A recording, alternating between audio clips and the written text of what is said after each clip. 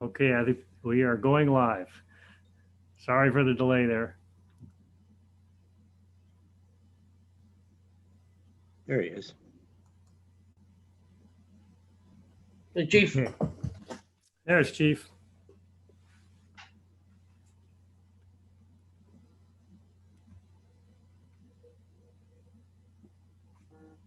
Okay, I think we are going live.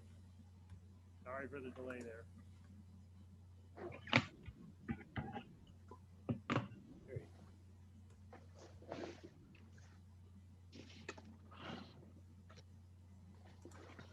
All right, I have confirmation. We are live on YouTube. And we are recording.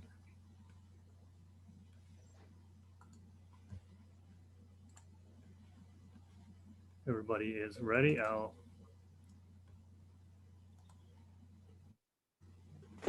share my screen and we'll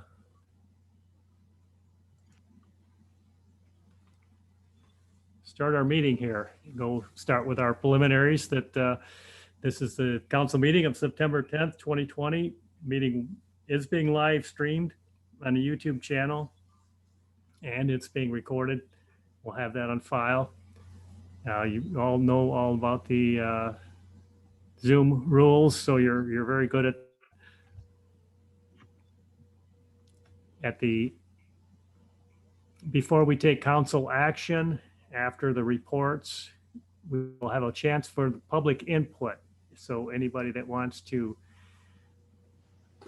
weigh in on anything you have to tell council an opinion or anything, you can call the number of 734-848-6495 and we will get your message to the council where we take action. We want to hear from you and we're all about transparency. At this time, I'll ask Richard Russell Councilman Russell, if he'll lead us in the Pledge of Allegiance. Can you unmute, Rich? And pledge allegiance to the flag to the flag United States of America and and to the republic for which it stands, one nation, under God, indivisible, with liberty and justice for all. Thank you, Councilman Russell. welcome. Now we'll go to roll call. Grahamsa, Here. Grimes is absent, excused. Meadows, Here. Wakeman, Here. Anstett, Here. Russell, Here. Mayor Gardner. Here. At this time, we're going to do something just a little bit different. We're going to approve the minutes of August 13th, and there is one correction on that. The top of the meeting minutes said that we met at the Water Tower Park, and we didn't do that. It was a Zoom meeting online, so we'll scratch the Water Tower part and add Zoom online meeting to that. It's one modification I'll propose to the minutes, and then approve the agenda. Then I'd like to do the bills of warrants separate with a roll call vote, because as Jolene pointed out, we are authorizing the spending of money. So that should be a roll call vote instead of doing those all three together. So I'm entertaining a motion to accept the minutes of August 13th and approval of the agenda.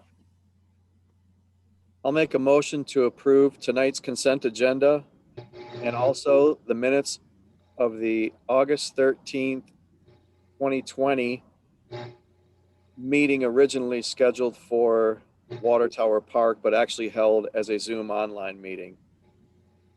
Support. We have a motion, we have support. Any discussion? All in favor? Aye. Aye. Opposed? Hearing none, motion carried. Now I'll entertain a motion of the paying of the bills of warrants number 14043. I'll make a motion to approve the bills of warrant number 14043 unpaid in the amount of $39,072.06 as presented and dispense with the reading. Support. We have a motion, we have support. Any discussion? Let's go to roll call. Meadows, Yes. Wakeman, Yes. Anstett, Yes. Russell, Yes. Gramza, Yes. Mayor Gardner. Yes. Thank you. Motion carried. We don't have any presentations tonight. Dr. Kojo from the college reminded us to be diligent on the census, and our numbers did go up a little bit. We're still not up where we should be though. So we need to keep working on that. And I'm not sure who to approach as not having filled it out yet, but our numbers are going up. That's a good thing, but we still have some work to do. On the mayor's report, COVID cases, that's always on our mind. Yesterday, 783 new cases in Michigan. That was for 9/9, and 13 new deaths in Michigan.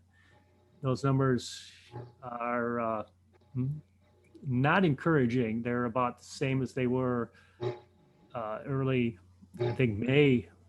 The numbers look like that. But we are still doing our meetings under 10 people. I want to thank everyone who participated in the FEP meeting. Everyone has been very, very good about wearing a mask, keeping the distance, and following safe protocol. The restrooms are still on site. We still have 2 of them. We may go down to 1 now that the beach season is over. We'll probably go through the end of the month because we probably still have some nice days ahead of us and steady beach traffic, but we are looking to see usage, and we might go down to 1. We're going to have a lot of people fishing off the pier, and we can watch the times of the parking revenue and see that it gets quite a bit of use, and they really do need something out there. So we'll keep 1 for at least through the fishing season. The walleye are starting to run. I caught 1 myself, so they're just moving in, and I'm sure the people will follow. Please, as leaders, remain diligent and set a safe example.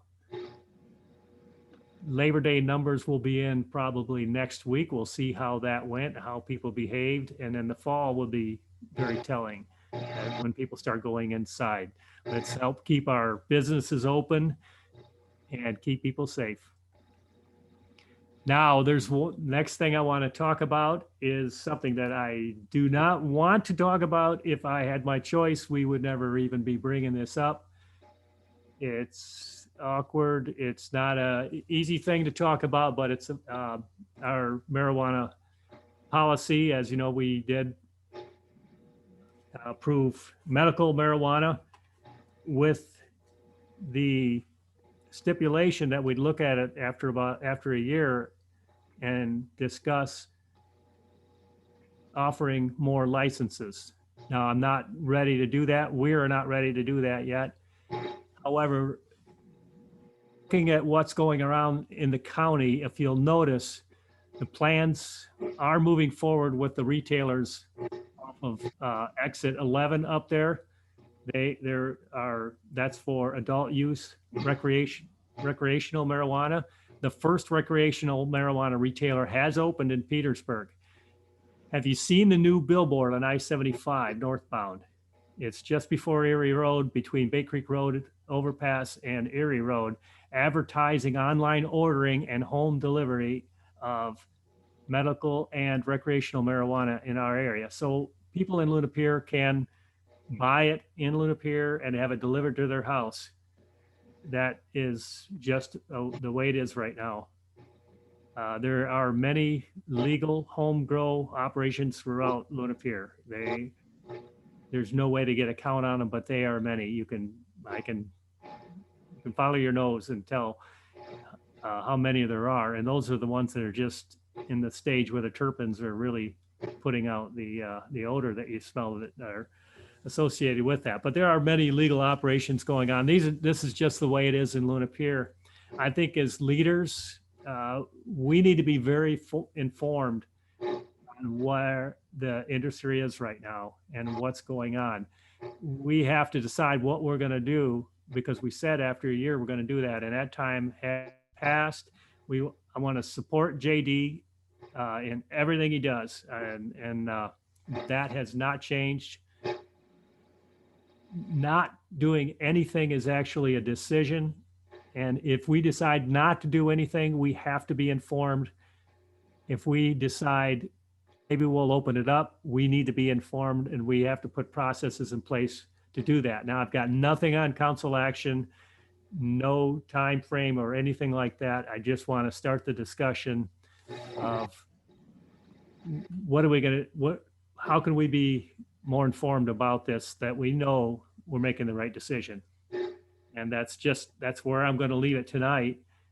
If you want to discuss it, we can, but I'm just planting the seed is all I'm doing, is just urging everyone to be informed about it, because not doing anything, if we decide to go that way, it's going to be a decision with full council input and with public input. It's not going to be a unilateral decision. I'm not going to decide on that. I'll say that right up front. So we all need to work together as a team, which I'm sure we will. I'm very confident that we will, and work through this. And if we don't do anything right now, or we decide to look at what it's going to take to offer another license or more, it's going to be an informed decision. And that's all I have for my mayor's report. Are there any questions? I would like to know, where are we with JD's project? I don't see activity down there. Talking to him, he says plans are moving forward. I would be a lot more comfortable if I saw more activity, but all I have to go by is what he is saying, is that they are moving through the process. I know they're reevaluating some things with the water line. Some things changed there. They have to find a way to loop it around. It's going to be more complicated than they thought, because they can't take the path they were going to take before. The construction next door kind of put an end to that. So they have to redo it a little bit. And that's where he was working on the details of that. But he does say that things are progressing. And again, I want to support him in all he does there. Everything the city can do, and which we are doing. The city is not the holdup in any way on this. So does it seem like the lack of movement in that project, is that what's opening up this idea of other licensees? Mostly time is what's got me thinking about it. We're way overdue from what we said we were going to look at it again. And If I can not add to it, but if I'm hearing you right, what it sounds like you're saying is that when we originally approached this entire topic, the only thing that was on the table was medical marijuana. And those were the only things that we had to study up on to figure out whether we wanted to work within the guidelines that were being established at the time, that weren't even fleshed out when we were considering it, but then eventually fleshed out and gave the approval for one medical marijuana license only. And at that time, there wasn't any talk, there wasn't any passing of legislation or otherwise of recreational marijuana. Now that has, it sounds like we need to educate ourselves on what's going on in the recreational side of things, much like we did with our due diligence on the medical side. Is that what I'm hearing? Yeah, yes. But that's not exclusively. I think we need to look at how things have changed on the medical side too. As time goes on, as this thing played out, those two have gotten much more intertwined.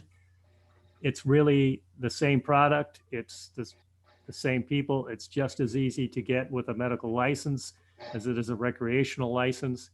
And I'm not lumping them two together, but they are closely intertwined, and learning one will learn about the other two. Also, I should say. I just think it's time to go back and revisit every side of it and decide what we want to do. Do we want to continue course, or do we want to explore what's our future? It's coming at us like a tidal wave right now. Next year, the whole scene is going to be different, and I want to plan for out ahead rather than just let this tidal wave roll over us and affect us that way. We need to drive it to be as responsible leaders. We need to drive what's best for Luna Pier, whether we do nothing or whether we do open up another medical license or open up retail. And right now, JD did say that he was most likely going to pursue a retail, a recreational license when he got his operation going. So we can assume that that's almost a sure thing we'll be looking at that. Jim, I have a question. Has anybody else, any other business person in town approached you with the idea? Yes, actually several. Okay. And some with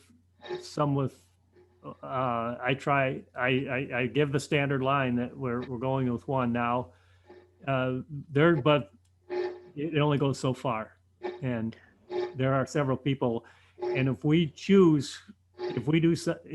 say we did decide to issue another license, we have to have a very robust process to decide who that's going to be. By law, we have to, and that's just another thing we would have to work on. Mayor, Yes. I would hope council would look into the fact that recreation is legal in the state of Michigan. Yes. So it's kind of one of those things that when we originally did all this, it hadn't went to the vote yet. So hopefully at this time, we all do our due diligence and study up on it. I think even going to a couple of the retail places wouldn't be a bad idea to see what they look like, where they are. My personal opinion is I don't want to see one downtown, but that's my personal opinion. Yep. And those are the things we have to plan. We have to do it the way if we do anything, we have to do what's good for Luna Pier in the way we want it, that we're calling the shots based on the public opinion, based on sound business and what we want our city to look like. And that's why I'm bringing it up. Yeah. Any other questions on? If not, as I say, I'm not ready to take any council action right now. So, but it should be on your mind, and we should be informed on what's going on around us. How are we going to do that? Are we going to assign somebody to research this and bring information to the council? Or are we each going to just go out and research on our own? I mean, it would seem like almost like a committee or some committee should take charge of it so that we. Yeah, we can do that. I'm bringing it out, and I haven't gotten that far ahead of it yet without talking. It's kind of hard to set that up and then bring it to the public or bring it to the council. So we can do that. We can move in that direction, and everyone will be informed. I like Councilwoman Graham's idea of visiting a place. I'm for that. Maybe listening to some presentations. People are calling us. They're still calling us regularly, people from out of town, people we've never heard of. So we have people from outside of town calling us. We have people inside Luna Pier asking about it. And we owe an answer, an informed answer.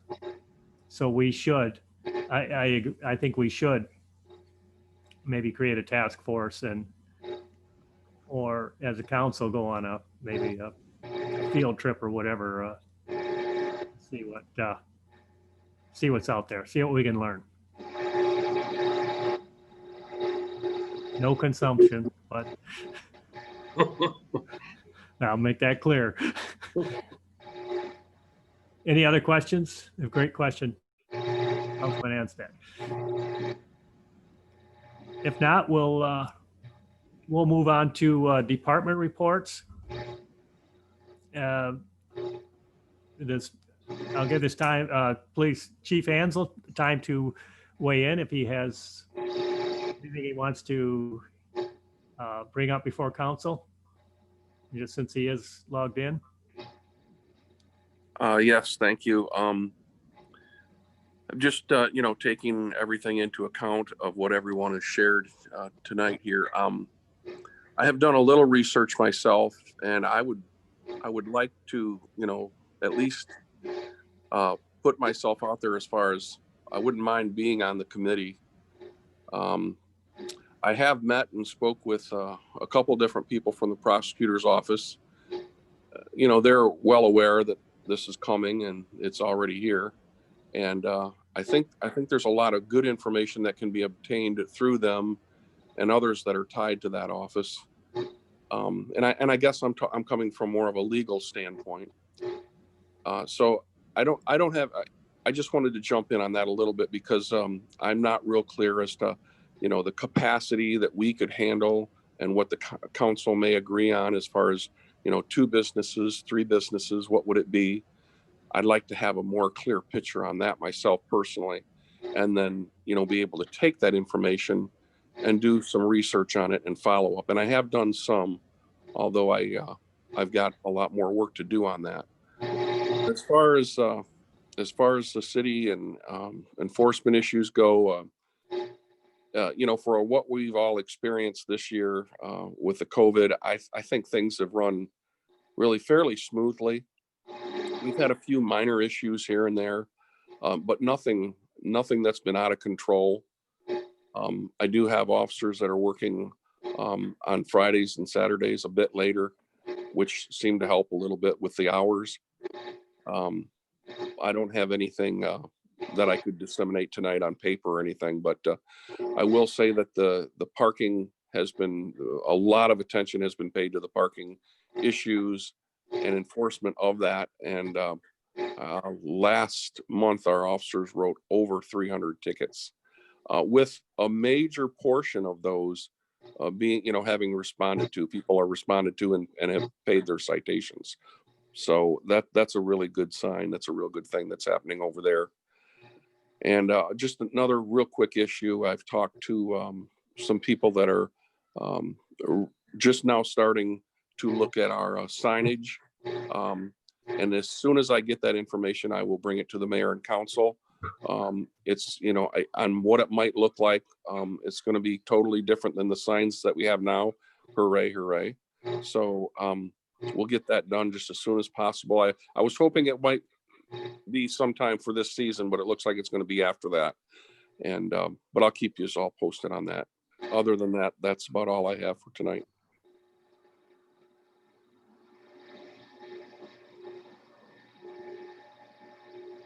Thank you, Chief.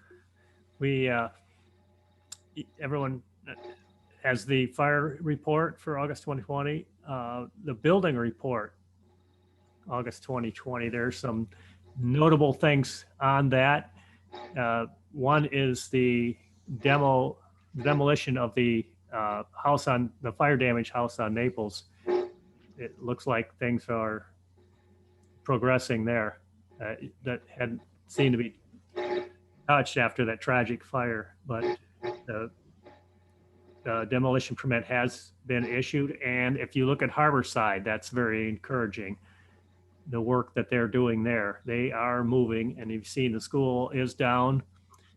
Bricks are available for anybody who wants them at the end of Oak Street. A very encouraging building report. If you didn't get a chance to look at it, I encourage you to do so. Yeah. Looking at old business, we have none. Committee reports. In Stacy's absence, I appreciate Stacy more than ever because I've had to just not do his job, but just follow up on things that he does. And there's a lot there just following up on things that he already did.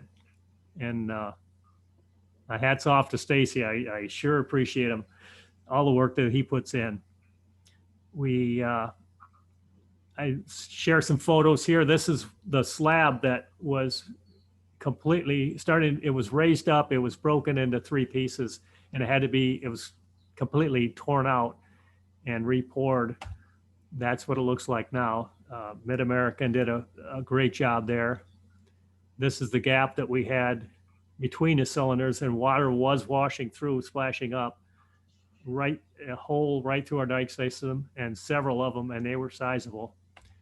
They did fill them, completely filled the cracks. We went in and Dave and his crew are going to go in and fill up the holes and even it out.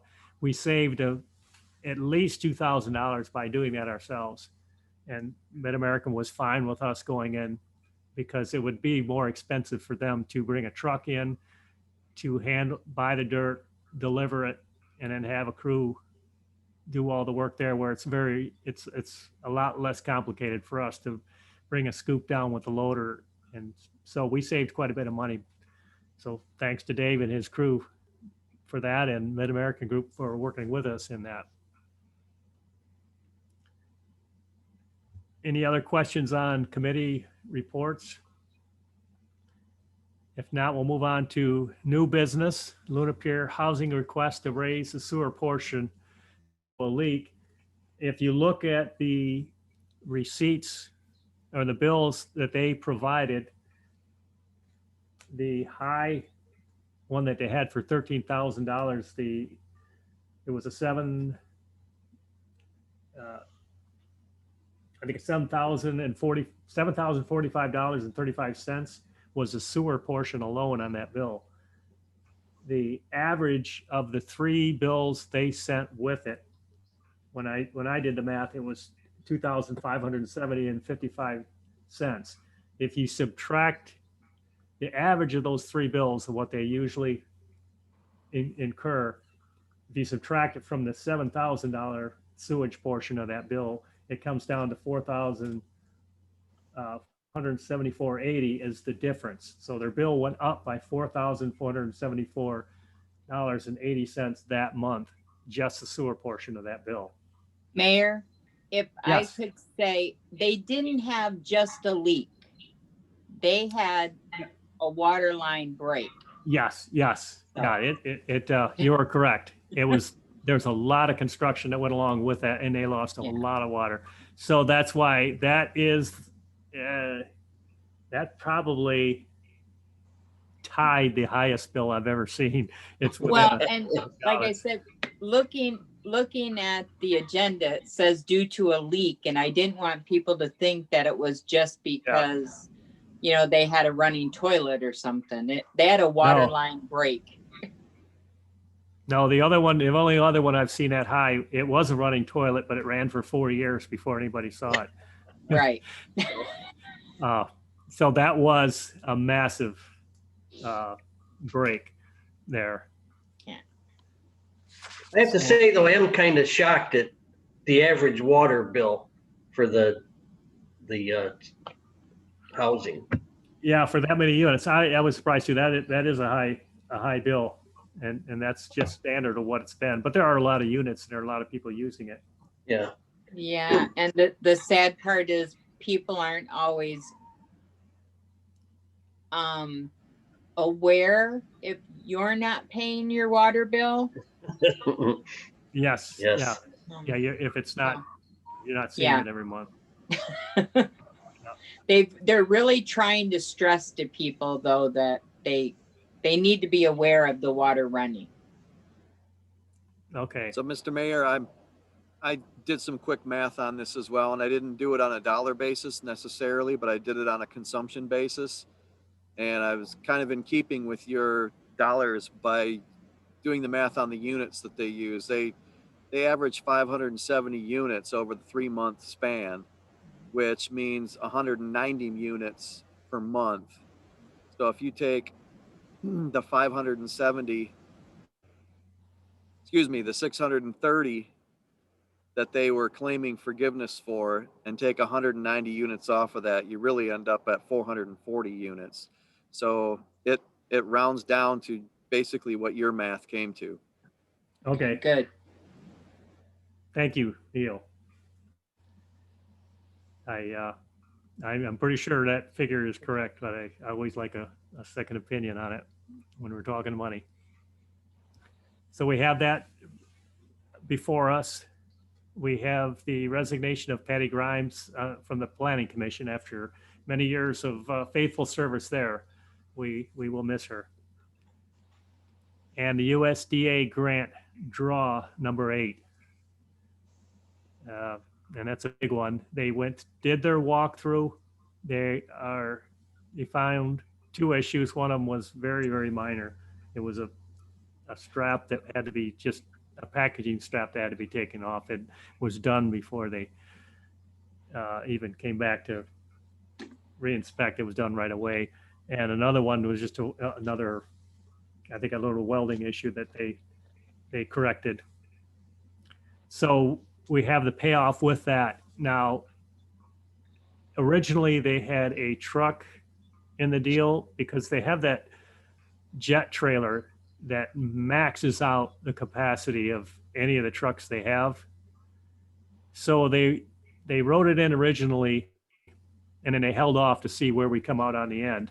Well, at the end, there's enough money out of the federal money, not our money, but the federal money, that we can add that truck back in with a snow plow on it and a utility bed for using to pull that trailer and do other things they need to do with it.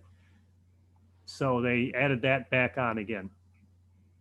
And so that's included and has been approved. So they will be purchasing a new heavy duty truck, or it's a medium duty truck with a plow on it. Awesome. So, and if we didn't do that, then we'd have to give federal money back, and it wouldn't, we wouldn't gain anything by giving it back. We couldn't relieve anybody's water bill. I don't like that. I'd like to keep the bills low as we can, but that's the way the system works. That you either get it back to the federal government or you spend it. You can't not spend it and give it back to the residents other than the use of a new truck here when we need it. And they were able to buy some spare pumps for pumps that are similar to pumps that have already failed. So we went through and estimated anything that we thought would fail and covered for that. And now we're coming down to the end of the project, and we spent this will finish it out. I'll move now to community input. And for the 45-second delay, we'll call this our intermission, if you will. 734-848-6495. Council's not going anywhere, but we're going to wait to see if anybody calls in and has comments. We'd like to hear from the community, hear from people before we act, and we're open to questions. So the floor is open to callers. If somebody wants to call, 734-848-6495. That's a City Hall number. We have somebody there waiting to answer and relay your message.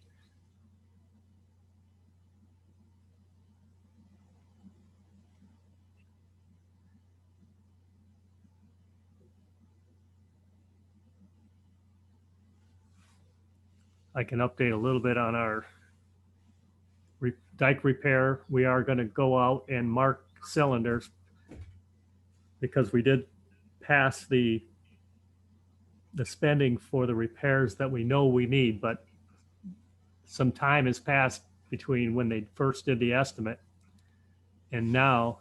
So we're going to identify which cylinders are the priority cylinders to fill and repair with our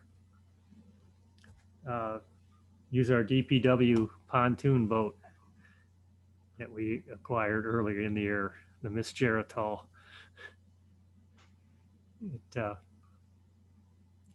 Long story behind that, but we got it for very, very cheap. And it has been very handy for setting and pulling swim buoys. And now marking the cylinders on the dike when we can't, we would have no other way to do that other than putting people out in kayaks, which I'm good with, but.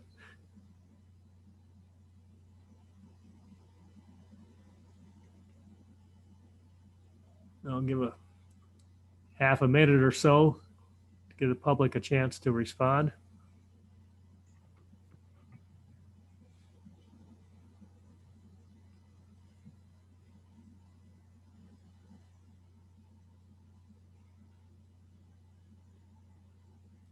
Hearing none, I'm going to move on to the council action. I'll propose a motion for the Luna Pier housing request to waive the sewer portion of the bill due to a water main break. Do I have a motion? I'd like to make the motion that we approve the Luna Pier housing request to waive the sewer portion of the water bill for 10885 Ellen Street in the amount of $4,474.80 due to a water main break, as presented. We have a motion. Do we have a Support. We have a support from Councilman Anstead. Any discussion? Let's take it to a roll call vote.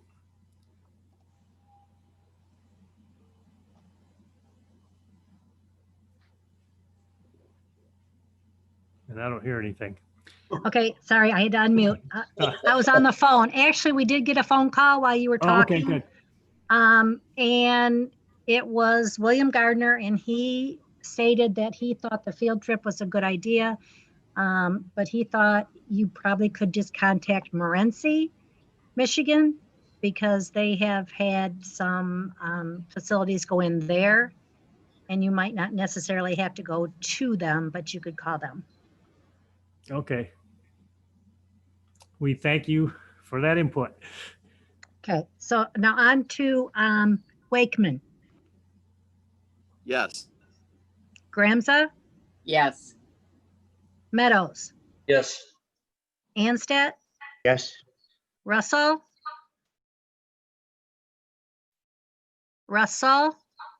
You're on mute, Rich.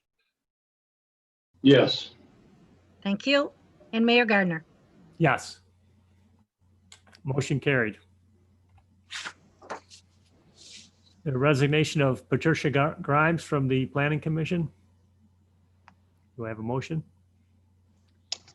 I'll make the motion. We approve the resignation of Patricia Grimes from the Planning Commission, effective immediately with regrets. We have support. We have support from Councilman Anstead. Any discussion? All in favor? Aye. Aye. Any opposed? Hearing none, motion carried, and we thank Patty for her dedicated service. Now the big one. USDA grant draw number 8. Do I have a motion for on this one? I'll make the motion. We approve the USDA grant final draw number 8 in the amount of $300,607.35 and waive the as presented and waive the reading. Support. We have support. Any discussion? We'll go to a roll call. Russell, Yes. Meadows, Yes. Anstett, Yes. Wakeman, Yes. Gramza, Yes. Mayor Gardner. Yes. Motion carried. Thank you. Now, for council input and information, do we have any word fine? I have a couple of things. Yes. Number one, the mayor and I had discussion about moving forward with a second dock at the boat launch. And I have contacted the company with our recommendation. They gave us a whole menu of things to choose from. I gave them, our recommendations and asked for input back, and I have not heard back yet. So I'll probably have to contact them again. Secondly, there was a question / recommendation to consider placing a light at the mouth of the LaPointe drain for people who are coming in a little late or a little more approaching dusk and looking for the LaPointe drain entrance so they could bring their boats back in. And since there are basically 3 up to 4 immediate residents that could be affected by that, I thought it was a good idea to reach out to them and solicit their opinion on what they would think about some type of lighting situation.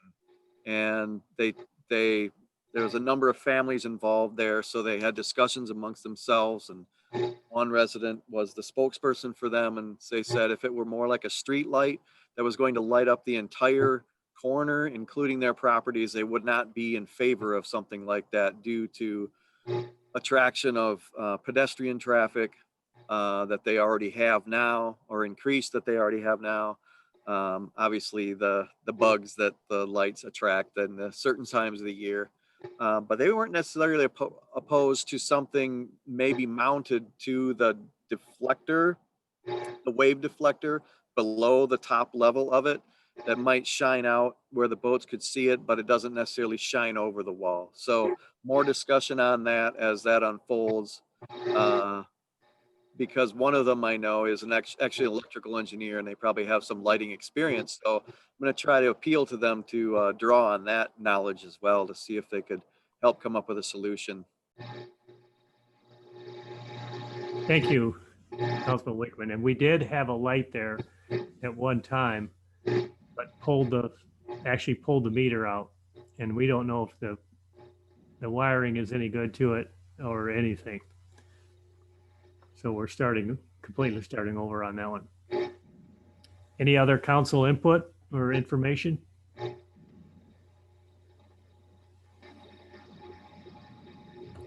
If not, we'll go on to correspondence received and sent. I forwarded a letter from a citizen about some issues on the beach, and we had a discussion. The Chief Ansel and I discussed, and we looked at ways we can do things better. And I replied to the resident, and we've been going back and forth on a couple of things, I think in a very, very civil and positive manner. And I think things are good there. General information, future meeting dates. We need to comply with all of the executive orders of no more than 10. We're going to be doing our online meetings in the future unless COVID really just goes away, and I don't see that happening. So I appreciate all your patience with my technology, limited technology ability, but we got it up and running, and each time it's a different little bug that seems to prevent us from linking to that YouTube feed. I'll keep working on that. You're doing great. Thank you. Agreed. Parks and Recreation, Wednesday, September 16th, and that will probably be at Water Tower Park. There are only a couple people on that committee now, so we will distance and be safe. FEP Tuesday, 18th, 2020 at Water Tower Park. That meeting went well last time. We were well below our limit, and we were safely distanced with masks. DDA is scheduled for Wednesday, September 16th. I don't know if that is going to happen. Yeah, I don't know at this point either. Not getting a Right. lot of momentum on that right now. I think there's still caution, but I'll keep you posted. Okay, thank you very much. Planning Tuesday, September 22nd. It's on the schedule, 4 p.m. at City Hall. It'll be upstairs. City Council, next one's scheduled for Thursday, September 2020 at 7 p.m. And it will not be at Water Tower Park. I'll have to correct that on my slideshow next time. At this time, I'll entertain a motion to adjourn. Make a motion to adjourn. We have a motion. Support. We have support. Any discussion? Thank you very much. All in favor? Aye. Aye. Opposed? Hearing none. Meeting is adjourned. Thank you, everyone. Thanks. Thank you. Good Thank you. night. Good Good night. job, Jim. All right. Thanks. Thanks, Jolene. You're welcome. Yeah.